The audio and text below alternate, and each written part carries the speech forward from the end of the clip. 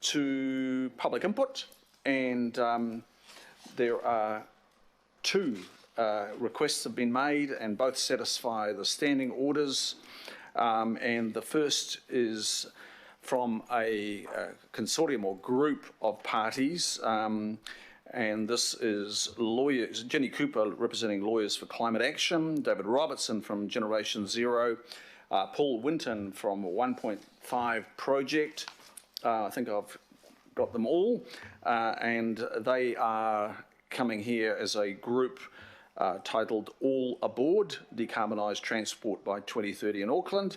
And they will be our first presenters, and then we will hear from Dr. Mike Ang, and that concerns NZTA building safety barriers on the Auckland Harbour Bridge to reduce the risk of suicide. So first up, I welcome Jenny Cooper, David Robertson, and Paul Winton up to the table. And members, there is a presentation on Nexus, and we'll be going through that presentation right now. There's some supporting information as well.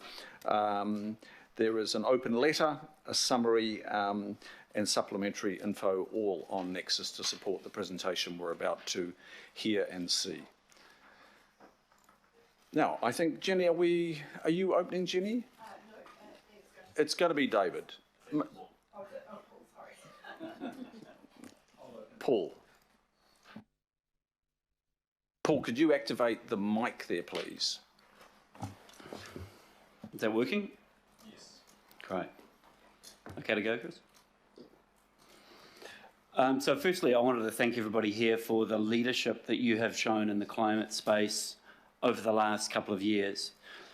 A 50% reduction in emissions by 2030 means a 75% reduction in emissions for the average Aucklander by 2030. But unless we get it right, the remaining 25% of those emissions will be coming from those stuck in an old, expensive and time-consuming paradigm. We need a transport plan for Auckland that ensures every Aucklander and Auckland business has options for decarbonised transport. And if we don't create those options, then those who can move to low carbon, the well-heeled and probably businesses, will do so. But the factory worker, for example, in 2030, will be forced to buy an old petrol car and maintain it. She won't be able to safely take her e-bike because the roads are still clogged with shiny new electric steel boxes. And the buses still just take too long because we're not giving them the road space they need to get where they need in time. And because petrol stations are disappearing like video stores of old, we now find out that to fill a car in 2030 requires a drive across town where you're paying $50 to $1 more because of the collapsing fossil fuel industry and the cost of carbon. So if council does not prioritise low, active and public transport emphasis at the scale demanded over the next decade, there will be no other options for that factory worker. We will not be driving an equitable transition. So to both uphold our treaty obligations and ensure an equitable transition, we need equitable, decarbonised options. We need options for all. And we ask that the council transform and decarbonise transport by 2030. And I'll now hand over to David, who will explain how we'll do that. Thank you. Thank you, Paul. Let's have the next slide, please. And next one after that. Cheers. So decarbonisation means relieving Aucklanders from being dependent on cars. The safety crisis, the housing crisis, productivity, urban sprawl, public health, these Auckland crises are all rooted in poor transport and land use planning, and are exacerbated by our extremely high rate of car ownership. Electrifying the fleet in Auckland does not solve these issues and will cost residents $75 billion in vehicles. And it's not responsible either. The associated road building expenses will decimate the larger transport budget intended for active transport, that is walking and cycling, and public transport. but there is an easier way. The council can transform the system, reducing the need to own a car or to build any more roads, freeing up both public and private funding for better uses. As set out in our open letter, here's how to do it. The first step is to create a genuinely compact city. Revise the Auckland development strategy to stop urban sprawl. We shouldn't increase this large city's footprint anymore. This would cut travel distances and emissions and release billions of dollars in funding currently misspent on developing greenfield infrastructure. At the same time, enable and champion higher housing density, particularly in leafy, low-density central suburbs. The second point is to make it more accessible to walk, bike, and use public transport in Auckland. Don't approach the task by adding extra infrastructure for new networks. That's too expensive. Reallocate existing road space and parking space overnight for wider footpaths, bike lanes, and bus lanes. Roll out low-traffic neighbourhoods everywhere. They are cheap and effective. Vancouver is planning to have 65% of trips be made by active or public transport going forward. Auckland can do this too. What's good for active and public transport is actually also good for drivers, so communicate this. And the last core message is this: drive less. Put reducing vehicle travel at the centre of transport design. Does this project mean that people will drive less? Must be the benchmark for every transport and housing decision. Price car parking at a level that reflects cars' impact on society, urban form, and climate. And finally, inform AT to stop avoiding impacting the network with sensible projects, because impacting the network of our recommendations is exactly what's needed. So to wrap up, from me at least, Auckland Council must lead through public conflict until we're out the other side. Leadership means making all transport decisions of a climate and equity lens. Look past the vocal minority refusing a change. Don't let them hold Auckland's future hostage. And remember that the masses of people who are angry about inaction will support you in making the changes that we need. All of this is very achievable. All it takes is some courage from you to stop following business as usual. As Rodcar says in the just released climate change report, the time for accelerated climate action is now. Jenny. Thank you. So we've heard about We've heard about why you need to decarbonise transport in Auckland. We've heard about how you can decarbonise transport in Auckland, and I'm here to talk about what happens if you don't do these things. And the key point that I want to make is this is not just a nice to have. This is not just one of many options available to you. This is what you are legally obliged to do. So on the slide, I've set out some of the various sources of your legal obligations. Obviously, there's a Local Government Act, which you'll all be familiar with, which explicitly requires council to promote environmental well-being, both for present generations and future generations. That is your legal obligation. Secondly, there's the Climate Change Response Act. Now, explicitly, the Act provides that all public decision makers are able to take the Act's 2050 zero carbon goal into account in their decisions. So that's permissive. What we say, Lawyers for Climate Action, is that when you are doing something which is so clearly critical to the ability to achieve that goal, so for example, when you're involved in preparing the RLTP, that is clearly a critical piece of New Zealand's ability to meet its emissions goals. That is so clearly a material consideration for council that if you fail to take it into account, your decision will be unlawful. And Lawyers for Climate Action is very prepared to test that in court. Finally, or not finally, next is the New Zealand Bill of Rights Act. Now you're probably saying, what on earth does the New Zealand Bill of Rights Act have to do with transport? Well, the council is bound, like all public decision makers, by that act, which enshrines, of course, the right to life. We already have cases overseas, for example, in the Netherlands, where inadequate strategies to reduce emissions have been held to contravene the right to life because of the existential crisis we are facing. In terms of the Council's own pronouncements, you've declared a climate emergency. You've adopted a climate action plan, Te Taruki a Tāwhiri, which sets out very ambitious goals, and the goals that you need to and should be achieving. Now, those pronouncements by the Council create legitimate expectations that you are going to follow them and act in accordance with them.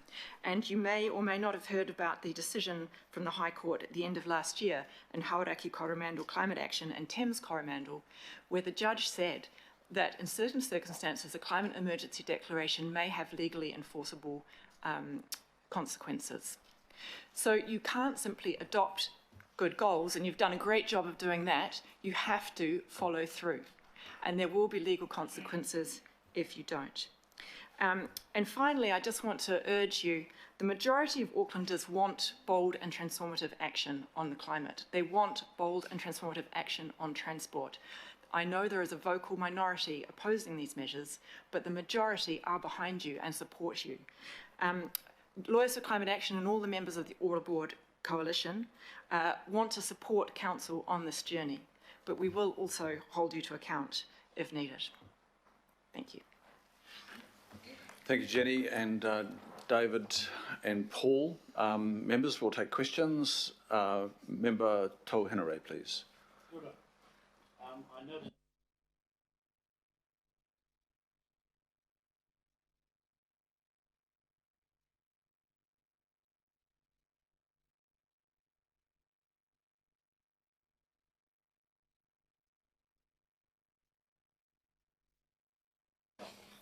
it's just my, oh, there it is there.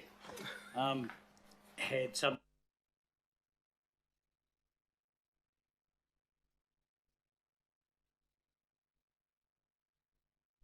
I'm sorry, our treaty obligations or your treaty obligations? sorry?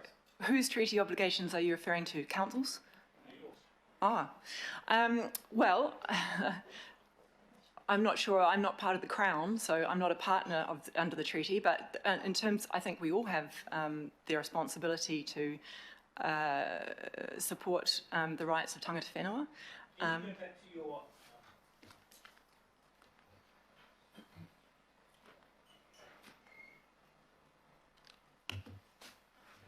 Can you go back, yeah, that one there? Mm-hmm. Uphold te tiri o Waitangi. What does that mean? I think from an all-aboard perspective, because we're a coalition of different groups and we're not a legislative body, it's more being in partnership with Māori groups who we listen to and follow their advice when it comes to te tiri o Waitangi, as opposed to making decisions since we aren't a government body. So which one of you is here representing Māori, as is your obligations to the treaty?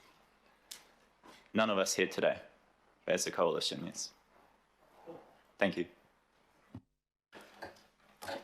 Councillor Hills, please. Thank you, Chair, and kia ora koutou. Thank you for coming in and, as always, keeping us honest on these issues. I guess my question, and it's a potentially leading one, around the RLTP and ATAP. So soon we're about to put out the RLTP for consultation. ATAP, we don't do that in the same way.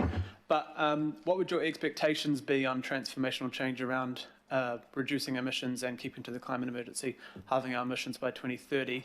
And what would your reaction be if the RLTP showed emissions increasing over that 10-year period? I mean, I'll provide comment on that. You have shown leadership in the reduction of 50% by 2030, and as part of your plan, and again, even further leadership, a 64% reduction in transport emissions by 2030. I would expect the RLTP to be entirely consistent with that. If not, then someone's not listening.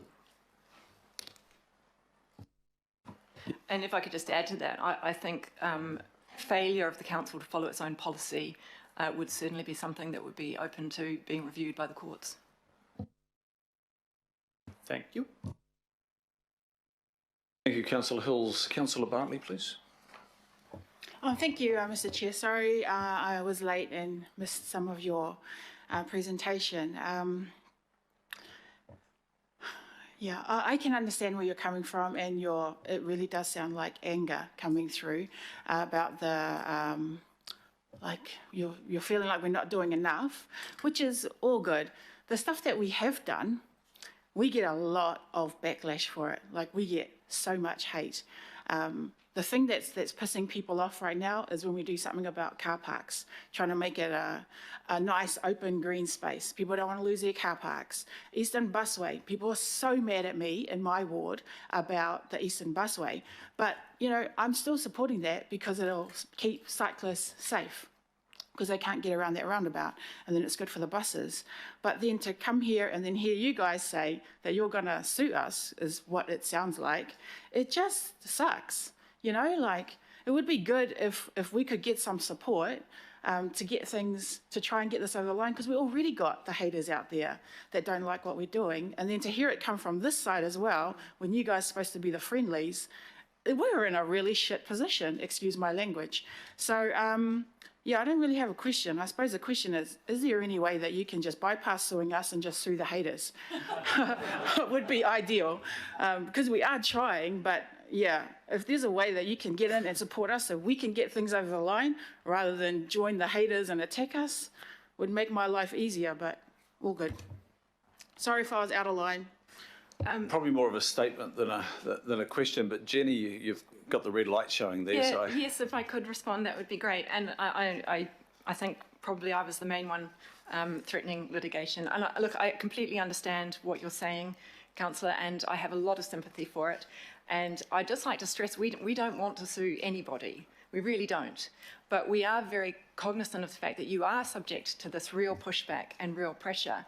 And I suppose to try and bring some balance to it, there's a lot of pressure on the other side as well. And so I know you are stuck in the middle, but what we're trying to say is, well, ultimately the science supports what we're saying. The action is necessary. And unfortunately, it does take some political courage to do it, because I accept what you're saying. There's a lot of people very vociferously against it. And I'd just like to stress, please don't take it as personal criticism. As we said, we're very, very supportive of the changes that have occurred. We think the Climate Action Plan is a fantastic document. We just really want to sort of support you in making sure that what happens next lives up to it.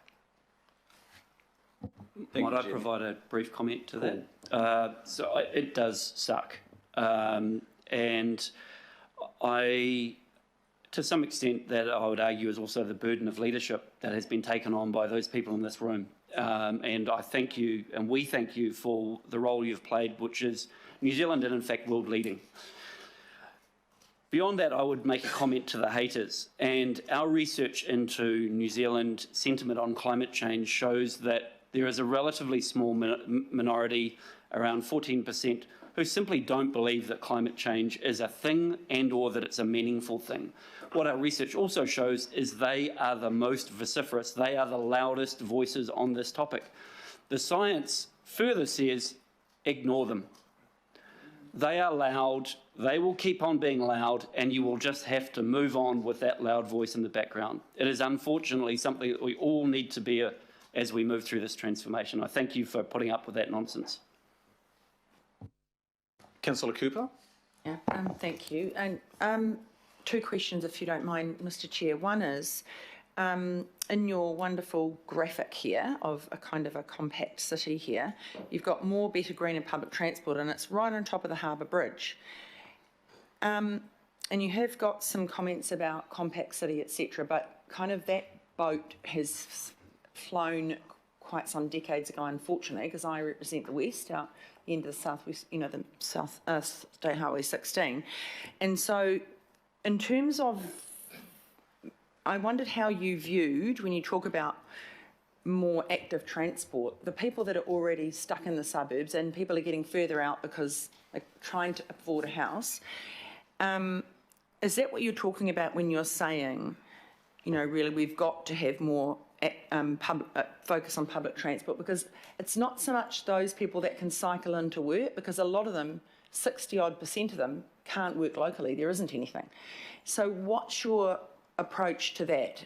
What do you think we should be doing? So respectfully, I don't think it's too late to stop sprawl. Like, we still have planned projects like Mill Road at, what, $75 million a kilometre, which will induce more sprawl in the outskirts of the city. And that's a policy lever that the council does control around zoning and consenting. Active transport is really the low-hanging fruit, because we know that in Auckland and New Zealand, the majority of trips are under 5 kilometres. So commuting traffic is a big thing, but in reality, it's something like 11% of overall traffic throughout the day. So it's not the biggest slice of the pie here. And if we can cater to those, you know, trips to the shops or drop off your kids by walking or cycling, that's kind of our solution, I think. And again, with housing, yeah, intensification, increasing the supply of housing is a way to build your way out of the housing crisis, as long as it goes in tandem with things like a fairer tax system. So I think it's a multi-pronged approach, as I think you understand. And just my second question, if you don't mind. And you're coming to speak to us. Are you speaking to the government, given they take 93% of the taxes in the country and local government's 7%, about increasing what they do? And they've put a lot in. They're promising a lot to us. However, it's obviously not enough, because we will be struggling to do all the things that you want us to do, and we want to do them. So are you approaching the government with the same conversations and supporting local government in helping to deliver that? Yeah, absolutely. And for Generation Zero, it's been our mission for the last decade. But at the same time, we still think that the council shouldn't underestimate its advocacy influence when it comes to central government. Everyone needs to work together. We're all in this one together. Don't worry, we are, but any added support is welcome. Thank you. If I might just add to that, I think there is a sentiment that this climate transformation around transport is an expensive one. We can't do it because we don't have enough money. I would argue, because we don't have enough money, we have to do it. And we have to do it by transforming our existing tarmac, our existing concrete. We have to basically hand across circa 25 to 30% of the existing roads to public transport and to active transport. And as such, we need to shift this narrative around the transformation being expensive. The transformation will be less expensive than the current investment paradigm. We need to stop doing what we're doing and do it differently. If I can just ask a question, you've basically come here to ask us to stay honest to our words and to reflect on decisions we've made and follow through unanimously. They were, yes. In a nutshell, is that what you're saying? And you're saying it very politely, I see. Jenny, coming to you, you're a barrister, you're a Queen's Counsel. The lawyers that are part of your group, are they 3? Are they 5? Are they 50? Over 350. I haven't looked at the membership database recently, but last time I did, it was just over 350. And that's lawyers from all across the country. It's lawyers at every level. We have a large number of QC members, so we've got good representation in the senior levels of the profession as well as the junior. So you've got a lot of professional resource that you're prepared to put into keeping us and Waka Kotahi and the Ministry of Transport and the Minister of Transport and other councils honest. Yes, we do. And also we did a membership survey in December in which our members basically told us we weren't doing enough.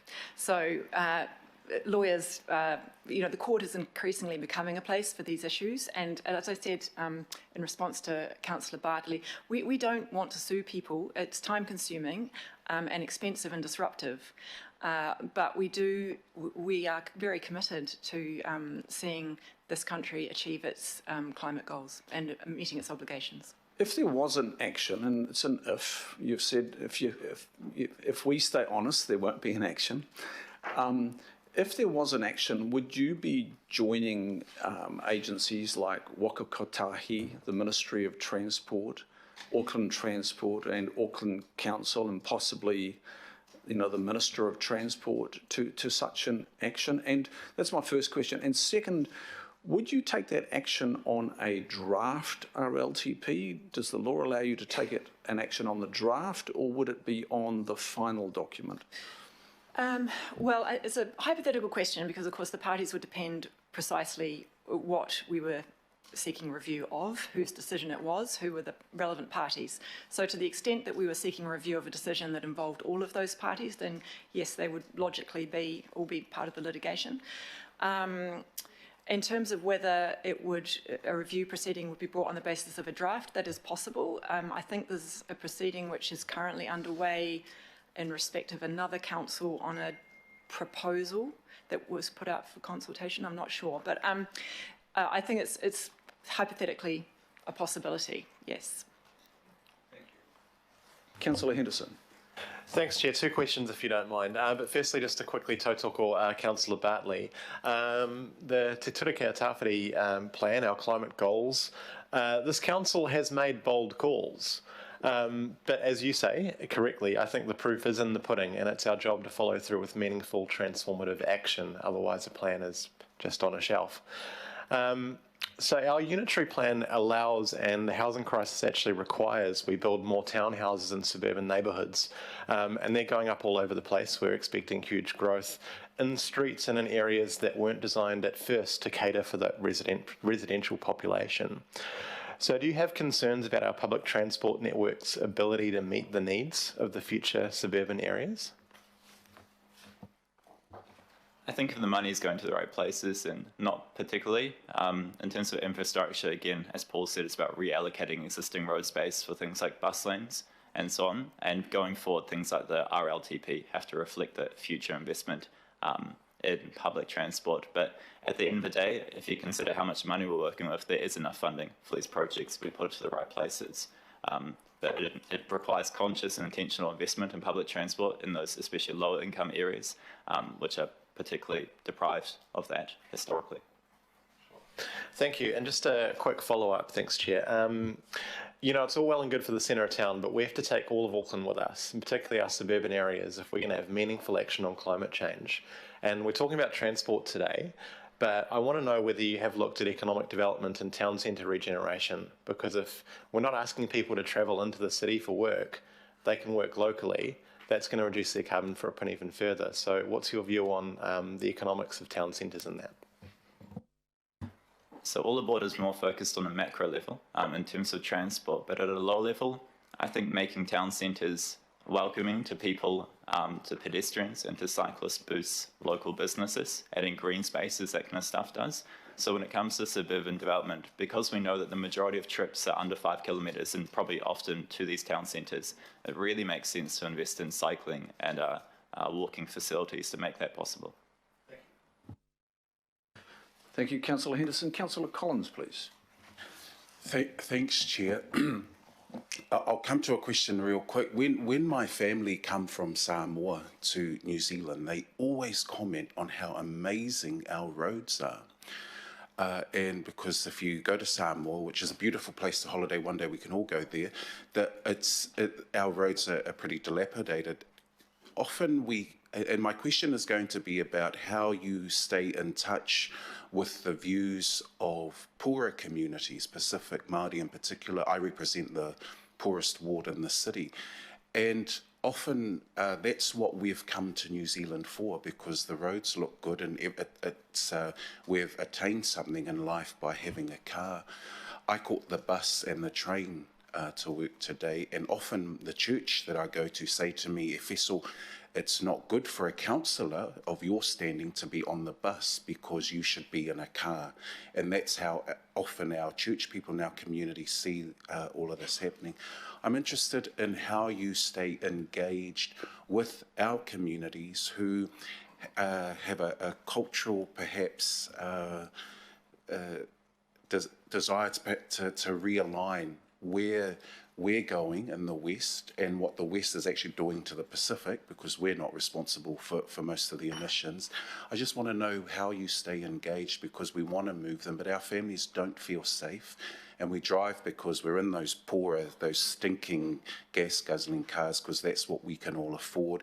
And we don't trust the footpaths because we're not going to let our kids go to school in that. So I hear what you're saying. I'm just interested in how you stay connected with our communities so they have a genuine voice into what you're talking about.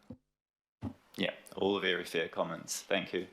I think a strength of All Aboard is that we are a coalition, and that members who represent, or groups that represent these typically lower income regions can join us. And it's critical that we're not speaking over them, that they speak for themselves. And while we do have momentum as an All Aboard coalition, those voices are still present. Beyond that, we of course encourage the council to liaise and consult directly with these groups, kind of to use whatever clout we have to elevate their voices to the council level. It is indeed a matter of perspective. With cars and roads and that kind of stuff, I think there is an element or potential for better storytelling from the council and from AT about saying, for example, no, it's cool to ride the bus, it's fine. because, or for that matter, it's actually cool to make bike lanes and better footpaths because there's less congestion, especially for drivers, or businesses make more money. So indeed, there is potential there, but we hear your points. Thank you. Councillor Collins, is there anybody that we might engage with directly so better understand that? And I'm happy to forward some context to you, especially around the churches. Wonderful. Yeah. Thank you. So we've got Councillor Stewart, Councillor Walker, and then Member Namani to conclude.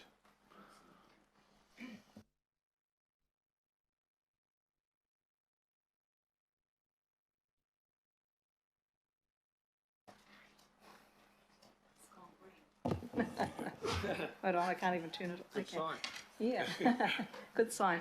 Out in my community, I did a little test, and I had some of the youth some of our young youth, and some of our senior people do a little project for me, and that was to catch public transport to work. And I had 3 or 4 different places that they had to go, and they had to turn up at a certain time, and it was quite interesting. But for some, it would take to get, like from Howick, to get to Avondale or to get to different parts that, you could end up having to get 2 or 3, even 4 modes of public transport to get to work. So that's quite a few hours. And then if you had to get from Howick to get to Papakura or to Middlemore Airport or whatever, it was quite an interesting little thing that we did. But one of the things that I can remember when I was very young is we used to have the bus depot down the bottom of town, and people would go to one place like a hub, and then they'd catch buses to wherever they were going. So, like in all of our communities, maybe the only way we're going to really get people catching public transport is we need to have the buses going to where they're wanting to go to work. So, if in all communities, if you had a hub, in that hub you had buses that were going to Middlemore, going to Mangere, going to Avondale, going to Papakura, going wherever, people only then have maybe one form of public transport to catch, and then they can park and ride or whatever. But at the moment, out in my community, we're very lacking in public transport, and that's why people aren't catching the public transport. So I think, personally, to have little buses going around, picking up people, dropping them to the hub from the park and ride, and then if you're going to Middlemore, you're going there. So like your comments, thank you. Thank you. Yeah, all very fair points as well. I think it's a two-pronged approach again. What you're describing is called transport-orientated development, so building around these transport hubs. And it's fantastic because you don't need to own a car if you live right next to the bus depot. It's great for businesses because of the amount of people transferring through these hubs. But I don't think we should be afraid of transport transfers, changing buses, if we do it well. It doesn't necessarily, for example, in Hong Kong, it was excellent subway service. How many millionaires catch the subway every day and transfer trains? It works well for them. And at the same time, it's also housing. So you mentioned these people have to travel these great distances to see people or to work. Well, if we're improving transport and at the same time improving housing and housing density, not only with more people can we justify more frequent buses, but people actually have options of living closer to where they work and study and that kind of stuff. So a multifaceted approach, I believe. Thank you. No, well, I actually lived in Singapore in the 91 to 93 when they built the first, I can't remember what it's called, MB, but you know what I'm talking about, and that was fantastic. But their public transport is really, really good and really, really easy to get around. But we're so spread out, it's a little bit difficult. So I mean, if we can find a really good solution for everybody, that'd be great, and I'm right on board with that. But I do think we do need to look at some of the communities that haven't got the public transport. I mean, if you live in Mount Eden or you live over on Devonport or wherever, it's quite easy and just get a bus or get the ferry. But for some of us, you have to get 2 or 3 modes of public transport to get some place. So yeah, there's quite a bit of work to be done, and we're all working on the same page. But yeah, thanks. It'll be changing dramatically with the Eastern Busway. in the eastern areas. Councillor Walker? Are you familiar with some of the initiatives that other cities have done under a concept called eco-mobility, where you take part of a city, a relatively small part of the city, and you actually close it off to conventional cars? You encourage a whole range of micro-mobility options, electric buses, a whole range of things, and that kind of strategy generates behavioural change in the city as a whole, given that a number of the things that you're suggesting here amount to behavioural change choices that individuals can make. And of course, if the council's on board, so much the better. Are you familiar with any of those initiatives? Broadly speaking, yes, there's a number of cities have done that, and particularly over the last year, we've seen some very good prototype-type transformations of that nature that have brought these in. I think they are great examples that illustrate the possible, including the whole behavioural change gambit, the gambit of behavioural changes that are needed. And we're starting to see the green shoots of those in Auckland. There are some wonderful little tiny pockets. Please do that much, much faster. Do you think we could do something like that? Absolutely. I think, the good thing about transforming transport in Auckland is the answers exist all around the world today. Sure, they're all, there's no city just like Auckland, but there's a copy-paste of opportunities that we can bring together to do this. We're starting really well. We just need to go way faster than we're going today. And if I can just offer another comment quickly, it'll be that, New Zealand perhaps are more familiar with the term low traffic neighbourhoods. It's what you're describing. I wouldn't use the term closing off neighbourhoods. It's really opening them up for people walking and cycling, taking public transport. And it just means that cars go to the neighbourhood as opposed to using it as a shortcut and going through and endangering the lives of people in that neighbourhood. And not only do they reduce air pollution around those neighbourhoods, but they also improve traffic within them and around them as people feel empowered to walk and cycle. So absolutely, we should support that, and they're dirt cheap in relative terms. Thank you. Okay, look, I need to close the questions off. I think we've examined this really well, but I've got two more from Councillor Bartley and then finally Member Namani. Thank you. Just wanted to pick up on your point about changing buses. I'm really glad that the millionaires can accommodate changing buses in their very important lives. But changing buses is an issue for the disabled community. Like, it is really bad, especially if the changeover times are late or anything like that. It really is just...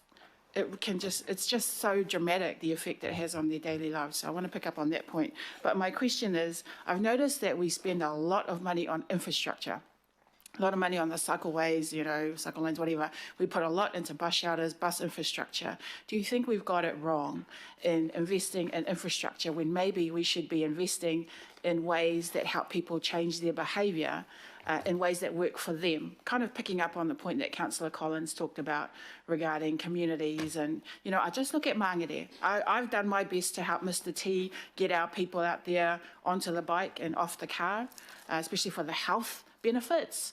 But it's very, very difficult, especially what he's talking about in terms of culture. I worked in Wellington for 3 years, all the black suits, on the bus, on the train. Over here, when I grew up, you only caught the bus if you were poor and you couldn't afford a car. So, and then there are also the safety issues. Nobody wants to, my parents never never made us catch public transport because it was unsafe. They always dropped us off to school. So, very big change that needs to happen. So should we be shifting away from investing in infrastructure and investing in some education, behavioural change? Invest in people. People. So if I could comment to that, I think, and related to your previous comment, we all need to, and the grown-ups that design the transport system, need to ensure that the options in 2030 are just better. That people don't have to, when you run that test in 2030, people get there quicker using the available public transport or active transport modes than they would in a car, quicker or more cost effectively. To your specific question about whether or not we're doing it wrong, the really lazy answer would be absolutely. We are currently rolling out around 5 to 10 kilometres a year of cycling infrastructure at a cost of a lot of zeros. We need to stop doing that, and we need to be rolling out between 50 and 150 kilometres a year of the same cycling infrastructure using some mix of posts and planter boxes to initially get things going. Absent that safe infrastructure, we will not get the behavioural change that you're advocating. This is not a comms story. People are genuinely in an unsafe environment when they're moving and cycling. That's a very valid, real concern. And we need to create at scale, at a rate, alternatives that allow that. The current investment paradigm does not allow that. It is simply too expensive. We need to fundamentally change that to do things cheaper using largely existing infrastructure. Okay, thank you, Paul. Finally, from Member Namani, please. Oh, kia ora. Final. My comments were really a little bit pedantic, and they were actually about that picture, because pictures tell 1,000 words. And I was listening to everybody, I was listening to you in terms of where treaty partners sit. Upholding the tiriti of Waitangi, perhaps that needs to be shifted to the Town Hall, Ministry of Transport, ATAC, because as far as I'm aware, iwi have always upheld the Treaty of Waitangi, and perhaps there's a different bubble that needs to be there that's about unlocking and removing inequities that exist. And I think the other comment I'd make is don't just pigeonhole iwi into, I guess, a treaty partner, and that's a Crown concern. Look at them potentially also as allies for your movement. They equally have views about climate change. They maybe have different lens around it and different approaches, but people-centred approaches to climate change action, in my view, in this country is critical. Yeah, voices need to be connected on this to make change. So sometimes we all have to step out of our comfort zone around that. So it was just a comment in looking at that picture and just saying maybe there's a few things. Yeah, anyway, thanks. Yeah, I fully agree, and our apologies that the picture doesn't adequately encapsulate the importance of representation in that case. Thank you. Kia ora, thank you. Well, look, I think we've examined that well. Thank you to the three groups that have come here as one group, and Jenny, David, Paul, to your respective groups, thank you, and collectively a big thank you. So I know you've made this presentation in front of the Auckland Transport Board. Parties to the RLTP are Auckland Council, Auckland Transport, Waka Kotahi and their Ministry of Transport. So as is the normal in public forums, we'll make sure this information that you've presented us with today goes through to those parts of our organisation and Waka Kotahi and MOT so that they can be informed of your position. We'll ensure that happens. Would somebody like to move? I will have a mover from Councillor Collins and second from Councillor Watson, a motion of acknowledgement to all aboard and the constituent three parties. All those in favour say aye. Aye. Contrary, no. Declare that carried. Thank you. Appreciate it. Moving quickly now, calling up Dr. Mike Ang, and welcome, Dr. Ang.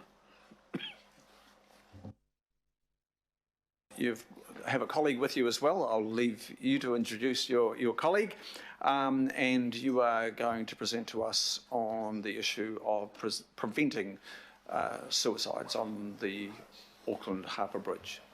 In your hands, Dr. Ang.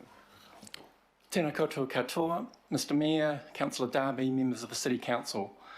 My name's Dr Mike Ang. I'm a consultant psychiatrist and the Suicide Prevention Clinical Lead for Counties Manukau, DHB. I'm going to be talking about the sensitive topic of suicide, so please feel free to excuse yourself if you need to, or if this causes any distress for you later and you wish to talk to someone, please contact the 1737 helpline. I'm addressing you today to ask you to advocate for the installation of safety barriers on the Auckland Harbour Bridge to reduce the risk of suicide. Why? The Auckland Harbour Bridge is probably the most prevalent suicide site for Auckland and possibly for New Zealand. I know of people who have travelled from outside the Auckland area with the intention of jumping off the bridge.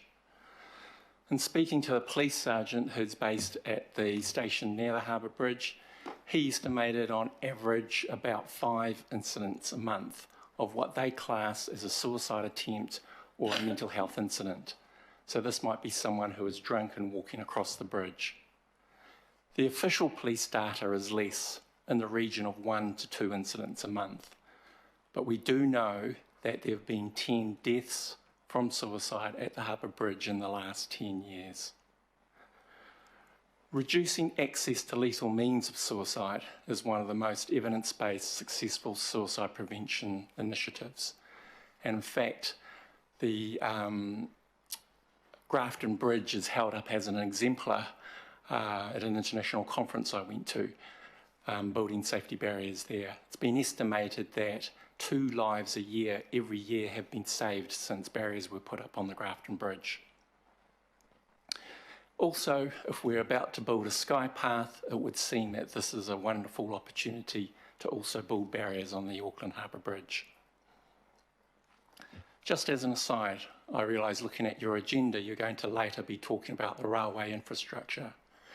Can I ask you to keep in your considerations the importance of safeguarding railway platforms like the station at Middlemore Hospital, overhead bridges, and fences along the railway lines. This is particularly relevant for the South Auckland population where I work. Of course, I appreciate that the financial cost to build barriers, especially on the Harbour Bridge, is significant. However, this is offset by lives that can be saved, by preventing the loss to friends and family, by reducing the risk to other road users, the disruption to traffic, and also reducing the trauma of people who may have to witness a suicide. The reason why I'm being prompted to speak to you today is because a member of the church I attend, Carol, who is with me here today, witnessed this a week ago. So she was a passenger in a car on the bridge. Another car overtook her at high speed, crashing into the median barrier, flipping. The driver managed to get out before the car burst into flames, but then promptly jumped off the bridge. So this happened a week ago. So we have already had our death for this year.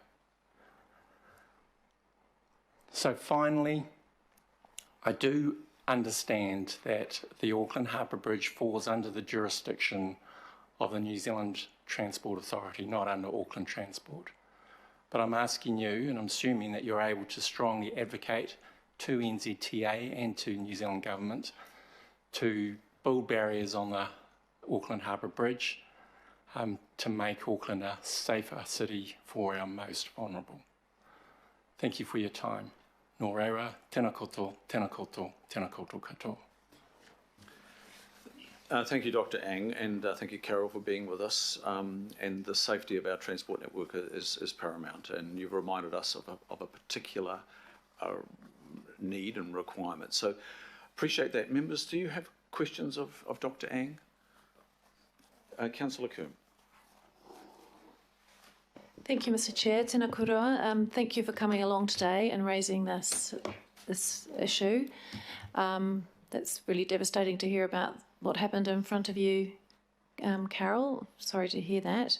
I just wondered if, as you say, this is Waka Kotahi NZTA's infrastructure.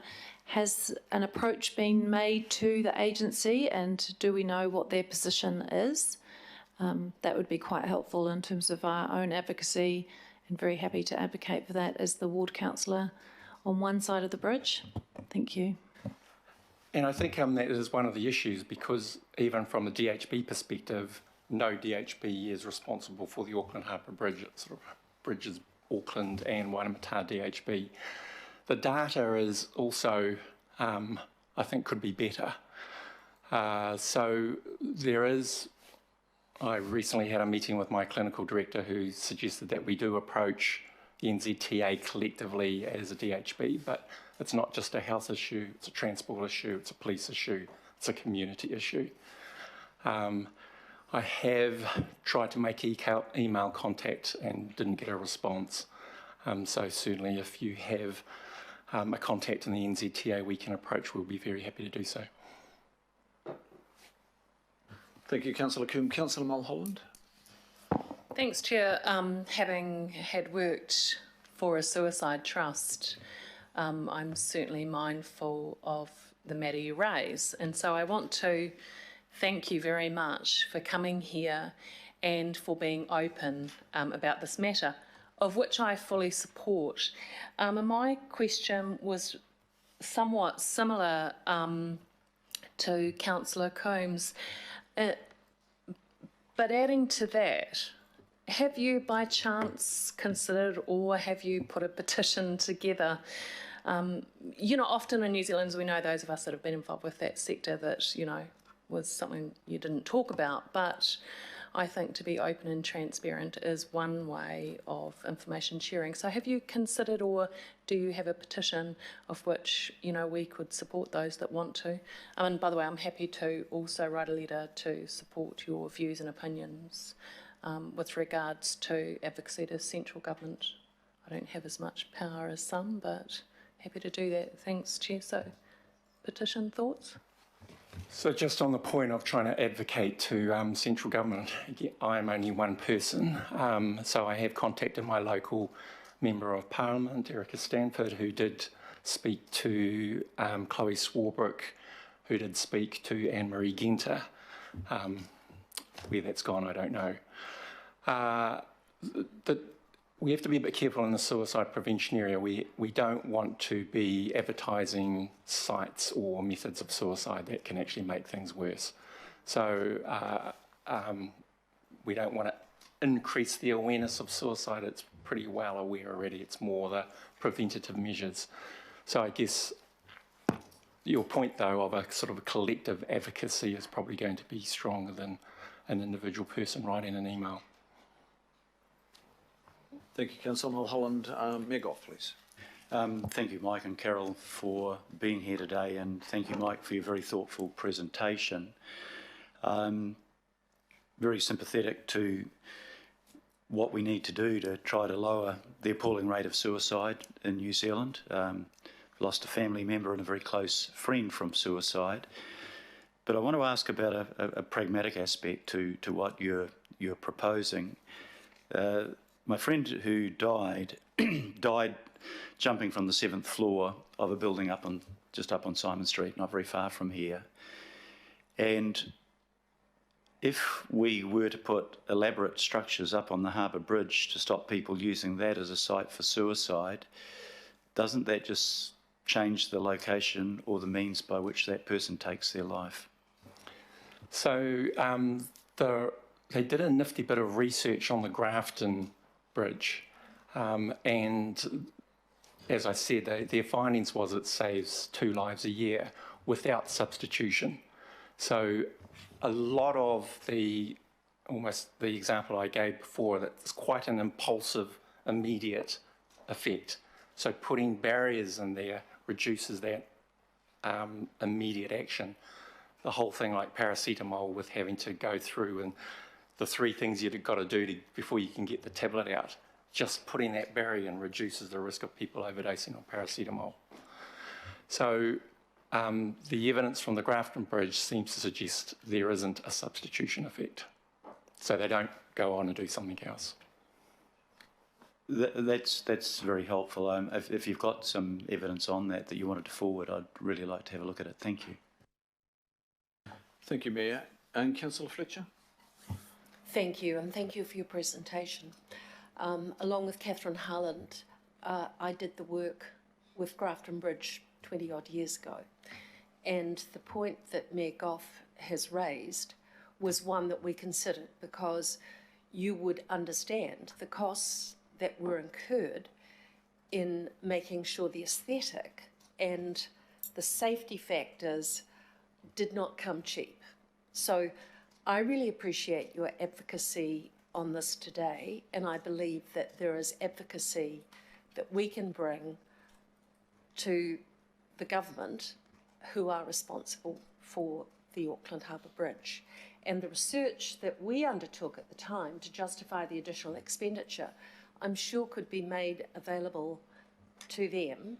And that was a long and complicated process. And I'm really thrilled to hear that it's now being recognised for. But what my question is to you is really, is there a register? You know, in all things, it seems incredible that we have to have the business case. You might be talking about saving lives, but we have to have that register or information that can enable us. And you've heard just before from Generation Zero, there are so many competing factors. You know, should we be prioritising climate change over suicide prevention? You know, these are the very, you know, we're getting to the, I would have liked to have said to Generation Zero, the reality is it's a mainstream issue now. We're at the sharp end about how we implement and how we do the evaluations and the assessments. But we need that very same information from you to justify the next steps. And I think that research is going to be invaluable, because there's always somebody who said, oh, well, if you stop it there, well, it's just going to pop up there or there or there. It's the impulse person in that situation. But I don't know, Meg Goff, is this an issue for our representatives that sit, yourself, Mr. Chairman, and Councillor Cashmore, that we can provide additional assistance through Auckland Transport, or is this something that you would want to do through Councillor Filipaina's committee? But I think that there is work that we have, and from the legacy councils, the record that we have on this issue, that could be applied to this most sensitive and important matter. Thank you, Councillor Fletcher. Look, I might just pick that up. It was probably a question of our role here. In support of Dr. Ang and Carol here today, I think we will communicate with Waka Kotahi and just understand how they see the safety on the bridge and how they have thought about suicide prevention, whether they have anything in plan. I know the Skypath design. I was for 14, 16 years have been party to a group that made the initial designs, and the prevention of anybody jumping off the bridge was always top of mind in those designs, and that's been carried through with government now taking that project over through Waka Kotahi. But we'll check in there. So I think we need to just check in with Waka Kotahi and find out if they've got any plans, and if they don't have any plans, then we need to broaden that discussion about, well, are they aware of what Dr. Angers and Carol are conveying to us here today? Mr. Chairman, I really appreciate that, and I think that is a good starting point. But this issue of the bridge was made, we had an awareness of that at the time we did the work on Grafton Bridge. And I think we're expecting people to navigate the really complicated arms of government, both local and central, because this involves, it involves the Coast Guard, this involves the police, this involves the transport agencies, it involves so many. And I think to assist with the advocacy that we're seeing, it does require a measured response to try and weave your way through that, that very complex field of government agencies. So I'm happy to leave it with you, Mr. Chairman, that you do so, but I wouldn't be sufficiently satisfied if you said that you just wanted to raise it with Waka Kotahi, because they're aware of it. It's just we haven't done anything about it. So it's how we get next steps. Agree. Focus on the next steps, and the Chief of Strategy will support this committee here today in following up with Waka Kotahi, I assure you. Okay. Look, I'll take the next question from Councillor Watson, please. Yeah, thank you. I mean, just in terms of this specific location, I mean, what we've heard here today really casts a different light on it. We have 5 incidents a month that are occurring in one form or another. We have 10 deaths in the last 10 years. That doesn't include people who jumped and survived. So I know someone who jumped but survived, is paralysed for the rest of their life. So if we look at the Harbour Bridge, it wasn't that long ago where there were no median barriers and there were people getting killed periodically and head-on crashes there, and for decades that situation was allowed to persist. Now it seems unbelievable it was allowed to go on so long. I think what we've heard here today in terms of these statistics is analogous to the median barrier, that things are happening, they're happening on a more frequent basis. There's a cost both on every way you choose to look at it, economic, transport, personal, etc., etc. So I would urge that this really is the prompt for us to make our case on behalf of our submitters today, on behalf of our communities, because clearly these figures show we have an ongoing problem that I would suggest the cost outweighs whatever solution might be used to deal to it. So I would urge a very proactive response from us today. Can I just make a comment there? If we had part of our road system where there was 1 death a year, I always suspect in terms of priority and if it was thought that death was due to the structure of the road, I suspect that would be quite a high priority for whoever's jurisdiction it fell under to make changes to that. I guess the issue with this being at the Auckland Harbour Bridge, it's not perceived as being related to the traffic, but it is a site where there is 1 death a year. Councillor Stewart, please, and then we'll close off with Councillor Collins. Okay, now I've got Councillor Bartley as well, so I would like to conclude the question. So I'm going to close with Councillor Bartley, okay? Councillor Collins and then Councillor Bartley, is it? Thanks, Chair. I was just wondering if it was possible to get our hands on the study or the evidence that you talked about, because I'm aware of, I used to work at the university and I know of the barricades that were put up in the Owen Glen building, and the bridge that crosses the Otahu part of the motorway had barricades put on it, but for a different purpose. But I'd be interested just to see what the evidence is coming back for the issues that you raise. Thanks, Dr. Arn. Thank you. And finally, Councillor Bartley. Thank you, Mr. Chair. Thank you for bringing this to us. I mean, it's pretty obvious that everybody's had some kind of experience regarding suicide. I just wanted to ask, is this this will help the situation? You know what I mean? Like, did you look at any other options? And this is very naive of me, but in my community, we do the community patrols, and we get calls about people that are in the park and they're looking at the tree and they're taking a rope and they're very worried. And so we kind of changed our patrol and called it a suicide watch. And we went out and we looked for these people. So, is it definitely, people are definitely more on the bridge than like the trees in their local parks? Because that's what I seem to hear more of. But So in terms of suicide prevention in general, it requires multiple interventions at multiple levels. And in actual numbers, this is only 1 death a year compared to the 650 in New Zealand. Majority of deaths are hangings in the person's home or nearby. So it'll have minimal impact on the total suicide numbers, and there are lots of other interventions that are required in terms of building resilience in schools, networking, building stronger communities, reducing drugs, etc., etc. So no, this is clearly not a silver bullet.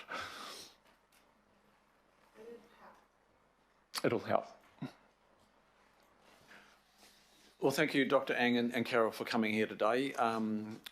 These issues have to be discussed by all of us, and thank you for opening that up and opening up a good range of inquiry here today, important. So thank you all the members for the questions that you've put, the discussion that we've had stimulated by your presentation.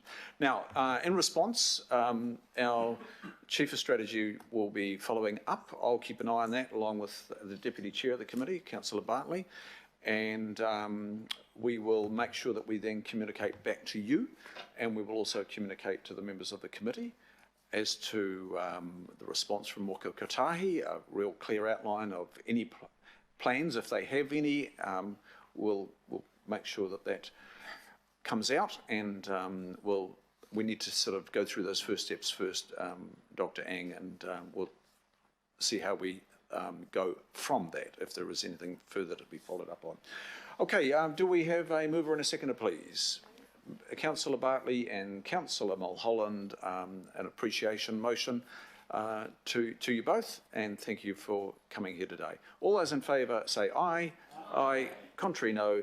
Declare that carried. Thank you. I'll just